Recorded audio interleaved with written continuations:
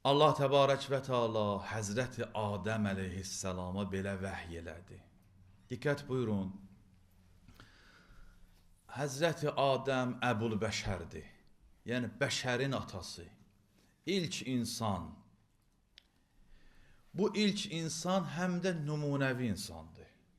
Allah təbarək və Teala mərhəmətindən və lütfündən bəşərə nümunəvi insanlar, peyğəmbərlər göndəribdir. Diqqət eləyin, ilk insan ki yaradıbdır, peyğəmbər və nümunəvi insandır. Necə yaşamağı onu öyrədir. Nümunəvi insan olaraq Həzrəti Adəmə şəriət qanunları göndərir, yaşayış qanunları göndərir, xoşbəxtçiliyin qanunlarını göndərir və Həzrəti Adəmin timsalında bütün bəşəriyyətə. Həzrəti Adəm əleyhissalama Allah belə vəhy elədi. Mən bütün hikməti, sözü 4 kəlmədə sənin üçün toplamışam.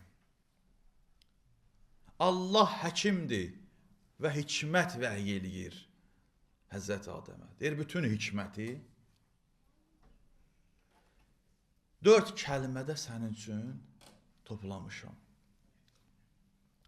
Bu 4 göstəriş insanlığın bütün vəzifələrin özündə toplayır. Və bəşərin kəmalata yetişməyi üçün bəşərə kömək edir, xidmət edir. Bəşərin nəyə ehtiyacı var kamilləşmək üçün? Bu 4 göstərişdə o var.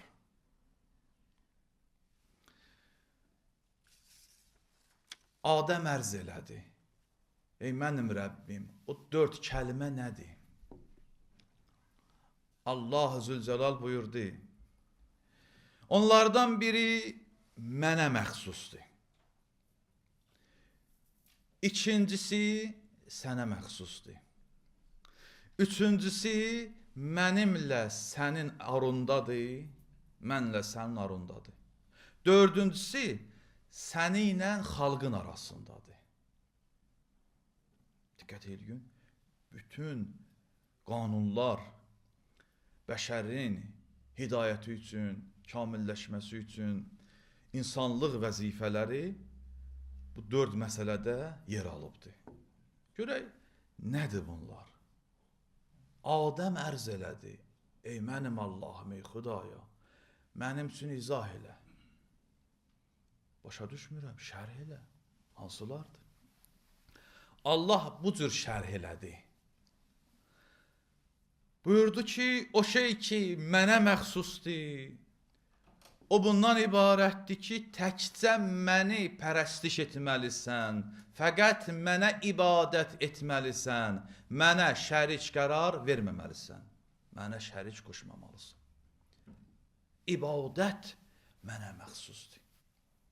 Həzrəti Loğmanın adından Allah təbarəkə və Teala mübarək Loğman surəsində buyurur ki, Loğman oğluna belə vəsiyyət, nəsiyyət elədi. Ya bunəyyə, la tuşrik billah, innəşşirkə ləzulmun azim. Ey mənim sevimli oğlum, övladım, Allaha şərik qoşma. Çünki şirk ən böyük zülümdür. Allah buyurur, o şey ki mənə məxsusdur, o bundan ibarətdir ki, fəqət mənə ibadət etməlisən. Məni pərəstiş etməlisən, mənə şərik qoşmalı deyilsən. Bu çox geniş bir fəlsəfi mövzudur. Ümumiyyətlə, Allahın varlığı elə bir varlıqdır ki, onun ikincisi təsəvvür olunmazdır. Nə üçün? Qısa izah edeyim bir cümlədə. Allah elə bir varlıqdır ki, sonsuz qüdrət, sonsuz elm, sonsuz həyat, bütün sonsuzluqlar müsbət mənada. Əgər bir şey ki sonsuzdur, onun ikincisini təsəvvür eləmək olar. Çünki sonsuzdur. Əgər təsəvvür etsin demək məhduddur, sonsuzdur. Parantezi bağlayıram. Allah buyurdu ki, o şey ki mənə məxsusdur, gərək mənə ibadət eləyəsən, mənə şərik qərar verməyəsən. Quran buyurur ki, və ni'buduni, həzə sıratun müstəqim. Ələm a'həd iləykum ya bəni Adəm. Sizlərə tapşırılmadı ki, ey Adəm övladı, Allah ta'budu şeytan, şeytana itaat etməyəsiniz, ibadət etməyəsiniz. Və ni'buduni, mənə ibadət edəsiniz. Həzə sıratun müstəqim. Budur doğru düzgün yol. Quran ayələrində diqqət buyursuz, ibadətə gəlib yetişəndə Allah mən deyir. Mənə ibadət. Deyir biz yaratdıq, Quranı bizdən danışır, nazil elədik, amma gəlir ibadətə yetişəndə buyurur ki, mənə ibadət edirsiniz. İkincisi, Allah belə buyurur. O ki, sənə məxsusdur. O bundan ibarətdir ki, sənin əməllərin, mükafatın o gündə ki, daha çox ona ehtiyacın var, mən sənə verəm. Hansı gündə o? Qiyamət günü. Bu sənin haqqındır. Sən bəndəçilik edəcəksən, gözəl işlər, əməllər edəcəksən. Sənin əməllərin, mükafatın mən özümə borc bilirəm. O gündə ki, qiyamətin günündə ki, bütün zamanlardan daha çox həmin gün o əməllərin mükafatına ehtiyaclı olacaqsan, həmin gündə mən sənə verəm. Bu sənə məxsusdur. Quran nə buyurur? Qiyaməti vəsf edərək. Başqa surədədir. Yəvmə yəfirrul mər'u min əxih və ummihi və əbih və sahibətihi və bənih. Qiyamət günü elə bir gündür ki, adam qardaşından qaçar. Anasından, atasından, həyat yoldaşından, övladlarından qaçar. Çox ağır bir gündür qiyamət günü. Çox vəhşətli bir gündür qiyamət günü. Allah da buyurur ki, sənin qiyamət günündə bu mükafatlara çox ehtiyacın olacaq. Ona görə Quran bizə örgədir dua etməyi. Necə qunutda dua elə. Rabbena atina fid dunya həsənə və fil axirəti həsənə. Axirəti unutma. Hədislər var bu barədə. İnsanlar qiyamət günündə həsrət çəkərlər. Deyərlər, ey kaş, Allah dünyada bizə verməyəydi, saxlayaydı, burada bizə verəydi. Allah da buyurdu, ya Adəm, o şey ki sənə məxsusdur, o bundan ibarətdir ki, əməllərin, mükafatın mən qiyamətin günündəki daha çox ehtiyacın olacaq o mükafata, əlin boş olacaq onda. Oranın pul vahidi dollar, evrodur. Oranın pul vahidi namaz, ibadət, itaət, vilayətdir. İstəyəsən orada cənnət əldə eləyəsən. Orada nicat tapasan. Onda verəcəm sənə bu mükafatı. Üçüncüsü, Allah belə buyurdu.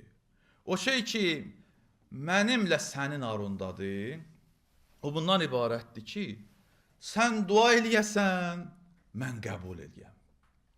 Quran buyurur, və qalə rabbukum ud'uni əstəcib ləkum. Allah nə buyurur? Məni səsliyiz, dua eləyiz, mən qəbul edim. Allah vədə veribdir. Dua insanı kəmalata aparır, kamilləşdirir. Dua bəndə ilə Allah arasında mənəvi bağlantıdır. Dua insan həyatın müsbət mənada dəyişir. Ona görə Əhl-i Beyt əleyhimussalam bizləri dua etməyə səsləyir, çağırırlar. Qardaşlar, duanın mahiyyəti, fəlsəfəsi fəqət budur ki, insan Allahdan nə isə istəyə, dünyada Allah ona verə. Allah versə də o şirinlikdir. Əsas budur ki, bəndə ilə Allah mənəvi bağlantı yaradır. Bu duanın sayəsində insan ucalır, yüksəlir, mənəvi zirvələrə qalxır, paçlanır. Ya Rəbb deyəndə ləzzət alır, Allahümmə deyəndə ləzzət alır. Dua etdikcə, Allaha yalvardıqca Allah onu özünə yaxınlaşdırır. Allah buyurur ki, Həzrət Adəmə, o şey ki, mənimlə sənin arundadır. Səndən dua etmək, məndən qəbul etmək. Sən məni səslə, mən qəbul edim. Buyurulur ki bizə qəbul olunmayan dua yoxdur. Elə bir dua ki, sən səsləyəsən Allahı qəbul olmasın, belə bir şey yoxdur. Ya Allah bu dünyada verir tez, ya duanın sayəsində hansısa bəlaları, müsibətləri səndən uzaqlaşdırır, ya da saxlayır axirətə duanın mükafatının qarşılığını.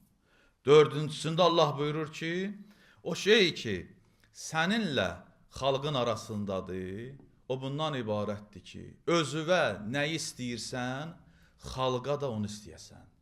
Özün üçün nəyi sevirsən, özün üçün nəyi bəyənirsən, xalq üçün də onu bəyənəsən.